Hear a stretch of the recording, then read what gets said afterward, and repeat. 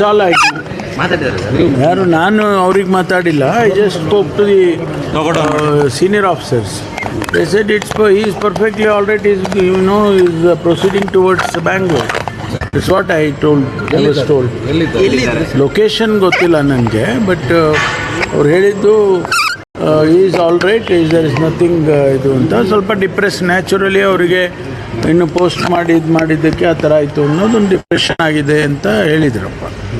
ಅದ್ರ beyond that ನೀವು ಹೇಳ್ಬೇಕಷ್ಟೇ. ಈಗ ವಿಚಾರ ಮಾಡ್ತೀನಿ ಅವ್ರಿಗೆ ಆ ಥರದ್ದೇನಾದರೂ ಇದ್ದರೆ ನಿಮ್ಗೆ ಹೇಳ್ತೀನಿ. ಇಲ್ಲಪ್ಪ, ಅವ್ರಿಗೇನು ಮಾತಾಡಿದೆ.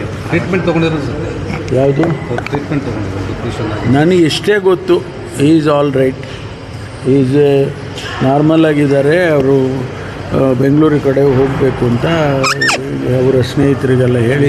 ಎಲ್ಲಿಗೆ ಬಂದಿದ್ರು ಸರ್ ಅವರು? ಈಗ ಬೆಂಗಳೂರು ಕಡೆ ಹೋಗ್ತಿದ್ದಾರೆ, ಎಲ್ಲಿ ಬಂದಿದ್ರು ಸರ್? ಅಲ್ಲ, ಅವರು ಅಲ್ಲಿಂದ ಬಳ್ಳಾರಿಯಿಂದ ಬೆಂಗಳೂರಿಗೆ ಹೋಗ್ಬೇಕಲ್ಲ, ಬಳ್ಳಾರಿಯಿಂದ ಬೆಂಗಳೂರಿಗೆ ಹೋಗಬೇಕು.